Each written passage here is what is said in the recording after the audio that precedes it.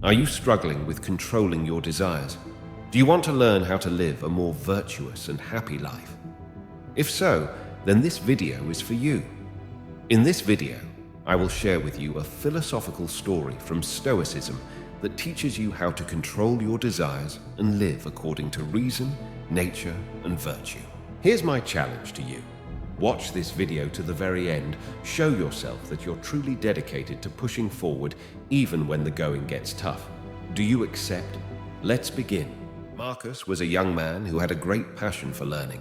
He wanted to study philosophy, literature, history, and science. He dreamed of traveling to different countries and meeting famous scholars.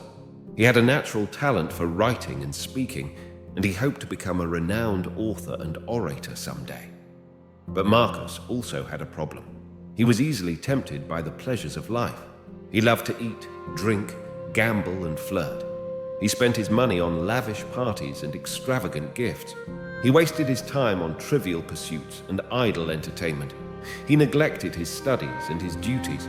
He was always restless and dissatisfied, craving for more and more. One day, he met a wise old man named Epictetus. Epictetus was a former slave who had become a respected teacher of Stoicism. He taught his students how to live according to reason and nature, how to be free from passions and emotions, how to be content with what they have, and how to face adversity with courage and dignity. Epictetus noticed that Marcus had a keen interest in philosophy, but also a weak will and a lack of discipline. He decided to take him as his pupil and help him overcome his flaws. He said to him, "Marcus, you have a great potential, but you are wasting it on things that do not matter. You are enslaved by your desires, and you are unhappy because of them. You are not living according to your true nature, but according to the opinions and expectations of others. You are not using your reason, but following your impulses. You are not in control of yourself, but at the mercy of fortune. You are not a free man, but a slave." Epictetus then gave him a simple rule to follow. Whenever you're about to do something, ask yourself, is this in accordance with reason? Is this in accordance with nature? Is this in accordance with virtue? If the answer is yes, then do it. If the answer is no, then avoid it. He also gave him some examples. If you are hungry, eat, but do not eat more than you need or more than is healthy. Do not eat for pleasure or for vanity or for greed. Eat for nourishment and for moderation. If you are thirsty, drink, but do not drink more than you need or more than is safe. Do not drink for pleasure or for pride or for anger. Drink for hydration and for temperance. If you are tired, sleep, but do not sleep more than you need or more than is proper. Do not sleep for pleasure or for laziness or for escape. Sleep for rest and for alertness. If you are curious, learn, but do not learn more than you can or more than is useful. Do not learn for pleasure or for vanity or for envy. Learn for wisdom and for improvement.